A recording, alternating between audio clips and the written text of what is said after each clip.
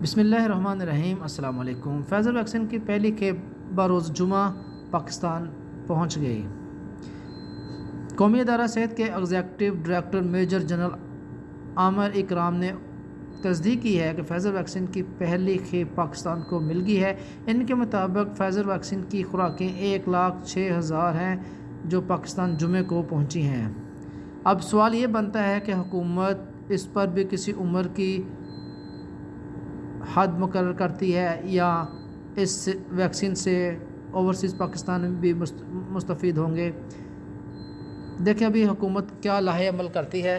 अभी तक किसी किस्म का कोई ऐलान नहीं किया गया, तो जैसे ऐलान होगा इंशाअल्लाह तो उम्मीद की जा सकती है कि इसमें ओवरसीज़ पाकिस्तानी जो पाकिस्तान में फंसे हुए हैं वो भी मुस्तफ़ीद होंगे।